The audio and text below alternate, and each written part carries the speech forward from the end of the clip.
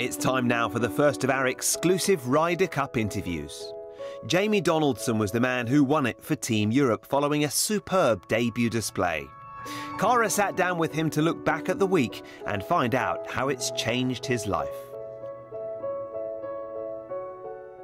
Jamie Donaldson, thank you very much for joining us after the week that was at Gleneagles. Can you just give us an idea of how the build-up was in your mind, how you felt and what you knew you had to do to secure that place finally?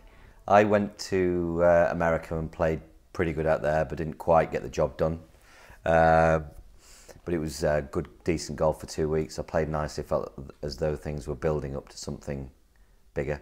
I got back from America, spoke to Paul on the phone, and he said, you know, you need to go and earn, I think, €30,000 in 2 events to play in Czech and Italy to guarantee your place, because he said he might not pick me, he might, but you know, that was a risk I couldn't afford to take, so I had to go and play in those 2 events, and obviously went to Czech and played great from the start and did it all in 1 week. So then when you arrived in Gleneagles as part of that 12, how did it feel to be a member of the team? There was so much to do in the week. Practice, we played 36 holes practice. I normally play 18 at the most, and so when the golf actually kicked off, it was like, oh great, we'll actually get going now, because it had been such a long week up until that point, and I was getting shattered being 38. You know, so it was exciting, the fact that it's starting, and to stand on that first tee in the morning, to listen to people, to watch the lads tee off, just got the blood pumping really, and inspiring you and exciting you to go out and play in the afternoon. And the partnership with Lee, how did that come about? Was he someone that you always wanted to play with? He knows the Ryder Cup ins and outs, and it was very calming to play with him. He was inspiring. At the same time, and because of that, I felt very relaxed for the week anyway. So it was a perfect partnership, and to play against Furyk and Kuchar, who were very difficult to beat. We both played as well as we could have played, and 4 under par for the holes that we played, and we only won on the last, so you couldn't have asked for a better start really.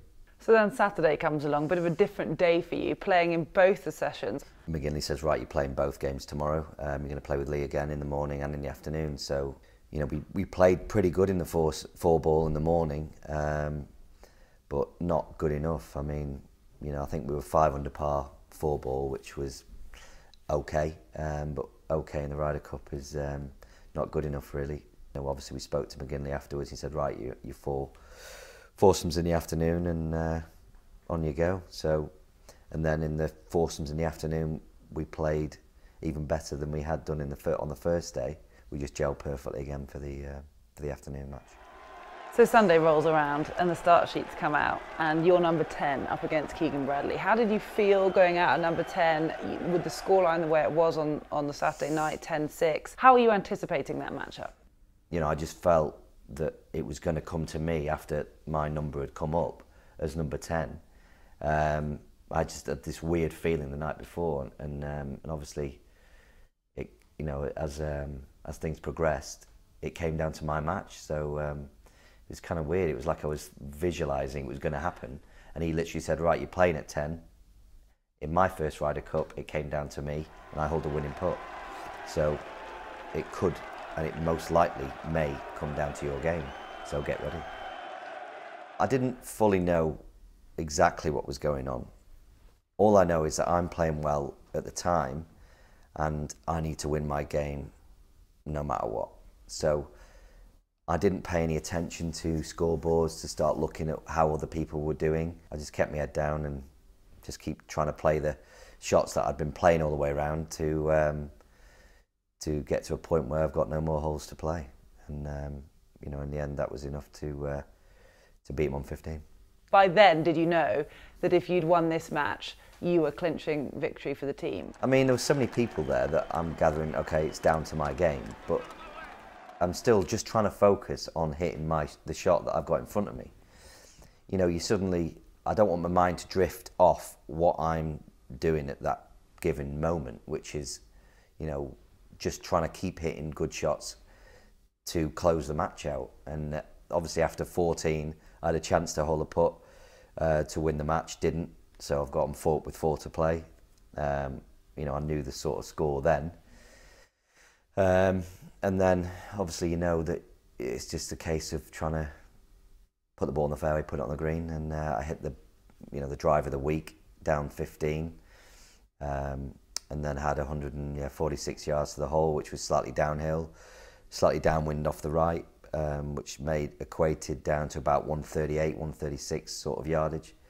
It was a perfect wedge, and all I had to do was get it online. The flag was on the right-hand side of the green. I had a lot of room left, and my only sort of bad shots in the week were slightly pulled with a shorter iron. So I could be aggressive knowing that my bad shot was going to be just left of the flag. So for me at the time, I knew that it's physically impossible not to go to hit it right at the green, because I hadn't hit one, so there's no way I was going to do it then. And just took dead aim at the flag, and it went exactly where I wanted it to. So yeah, it was pretty special to see it a foot from the hole. And what do you remember from what followed? And I'm not just talking about the scrum straight away, I'm talking about you arriving at the green, the involvement of Watson, the putt being given, and then what followed. What do you remember from those few minutes? I mean, obviously I've hit the shot, and you don't know, and we're elevated, so it looks close, it looks stone dead, everybody's cheering, but it might not be. You know, Tom Watson sort of shaking my hand, didn't say anything. I just sort of think he might have just said, great shot or well played or something, but it wasn't a stop, well done, match is over type handshake. Paul goes and jumps on my back on the way past, and then shakes hands with Tom.